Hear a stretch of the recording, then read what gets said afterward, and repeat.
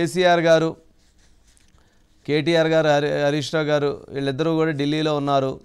ఢిల్లీలో మొత్తానికి మంతనాలు కంక్లూజ్ అయిపోయినాయి. ఎవరైతే వాళ్ళకున్న రాజ్యసభ సభ్యులు నలుగురిని కూడా బీజేపీలోకి పంపిస్తారు. బీజేపీలోకి వాళ్ళందరినీ పంపిపోతున్నారు. అట్లాగే మా విషయంలో మీరు కొంచెం శ్రద్ధ పెట్టండి అని వాళ్ళు ఏదో ఒక రాయబారం, ఒక చర్చలో జరిగాయి అనేటువంటిది ఒకటి నడుస్తూ ఉంది. అసలైతే కొంతమంది అయితే మరింత ఉత్సాహంగా బీఆర్ఎస్ పార్టీని తీసుకొని పోయి బీజేపీలో విలీనం చేయబోతున్నారని చెప్తున్నారు.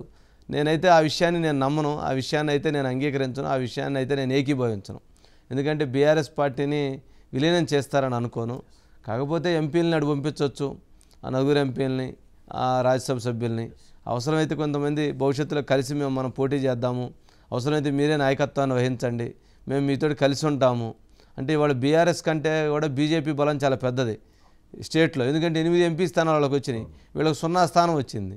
0 స్థానం వచ్చిందంటే ఎక్కడి నుంచి ఎక్కడికి వెళ్ళిపోయింది? ఓన్లీ అహంభావమేనండి, ఏమీ లేదు. కేసీఆర్ గారి మీద ఎవరికి కోపం లేదు, కేటీఆర్ గారి మీద కోపం లేదు, హరీష్ రావు గారి మీద అసలు ఎవరికి ఏమి ఉండదు అనుకోండి. ఆయన ఎప్పుడు అందరు మనుషులాగానే ఉండరు. వీళ్ళిద్దరూ ఎందుకు ఆ అహంభావాన్ని ప్రదర్శించారో తెలియదు, కానీ ఒక రకమైనటువంటి ఒక భావంతో వ్యవహరించడంతో వీళ్ళిద్దరి వలనే అందుట్లో పర్టికులర్గా కేటీఆర్ గారు వ్యవహరించిన విధానంతో పూర్తిగా బీఆర్ఎస్ పార్టీ పాపం ఎంతో నిర్మాణంతో కూడినటువంటి పార్టీ ఈరోజు కకావికలం అయిపోతున్న కారణం ఓన్లీ ఆయనే కారణం, ఇంకెవరు కారణం కాదు.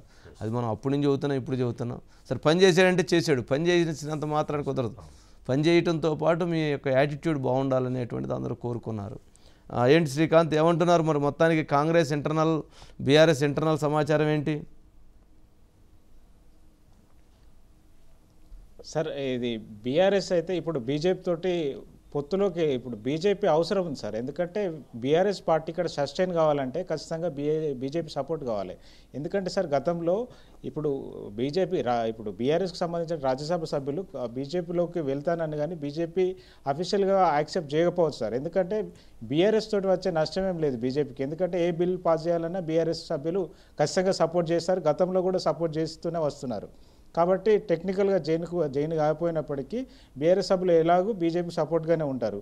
ఈ నేపథ్యంలోనే బీజేపీ సపోర్ట్ తోటి రాష్ట్రంలో సస్టైన్ కావడానికి కొన్ని ఒప్పందాలు చేసుకోవచ్చు. కానీ ఇక్కడ బీజేపీ మాత్రం చాలా వ్యూహాత్మక అనుసరిస్తుందని చెప్పొచ్చు కదా. ఎందుకంటే బీజేపీ ఇక్కడ జైన్ అయ్యే ఎమ్మెల్యేలు ఎవరైతే ఉన్నారో వారిని బీజేపీ వైపు జైన్ చేసుకోవచ్చు సార్, కాంగ్రెస్లో జైన్ అయ్యే ఎమ్మెల్యేలను, బీఆర్ఎస్ ఎమ్మెల్యేలను. కానీ ఇక్కడ జైన్ అయితే రాజీనామా చేసి రావాలి అని చెప్పి ఒక వ్యూహం అనుసరిస్తున్నారు. ఇంతో వీళ్ళు కాంగ్రెస్ వైపు వెళ్తున్నటువంటి పరిస్థితి.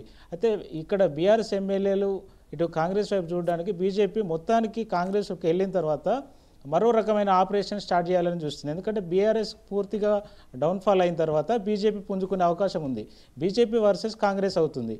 కాబట్టి బీఆర్ఎస్ అల్టిమేట్గా బీజేపీ వైపు సహాయం కోరే పరిస్థితి, మీరే లీడ్ చేయండి అనే పరిస్థితి, ఇందాక మీరు చెప్పినట్టు అదే పరిస్థితి వచ్చే అవకాశం ఉంది.